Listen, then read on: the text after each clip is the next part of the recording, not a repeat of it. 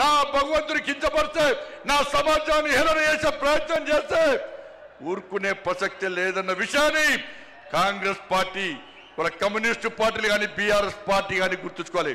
అందుకే భారతీయ జనతా పార్టీ కార్యకర్తలారా అందరం కలిసి పనిచేద్దాం. నేను ఏ రోజు కూడా పార్టీ తల వంచుకునే పని చేయనన్నా. ఇలా పార్టీ కోసం పనిచేస్తాం. మేమందరం కూడా ప్రతి భారతీయ జనతా పార్టీ కార్యకర్త జై శ్రీరామ్, భారత్ మాతాకి జై అని నేను భారతీయ జనతా పార్టీ కార్యకర్తని చెప్పి తలెత్తుకొని సగర్వంగా తలెత్తుకునే విధంగా పనిచేస్తుంది తప్ప పార్టీకి తల వంచే పని చేయనన్నా.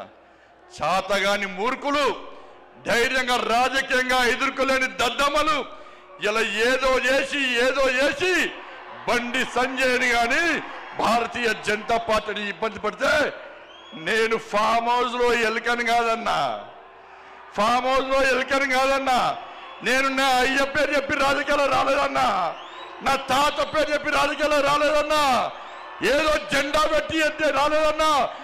నేను కాశాపు జెండాను, కమలపు జెండాను భుజం మీద మోసుకొని సామాన్య కార్యకర్తగా నా రాజకీయం ప్రారంభించి ఒక రాష్ట్రీయ స్వయం సేవక, ఒక ఏబీవీపీ కార్యకర్తగా, ఒక యువమోర్చా కార్యకర్తగా, ఒక నరేంద్ర మోడీ శిష్యునిగా భారతీయ జనతా పార్టీ కార్యకర్తగా పనిచేస్తున్నప్ప సగర్వంగా భారతీయ జనతా పార్టీ కార్యకర్తని తలెత్తుకొని తిరిగి పనిచేస్తున్నప్ప తల వంచే పని చెయ్యన్నా.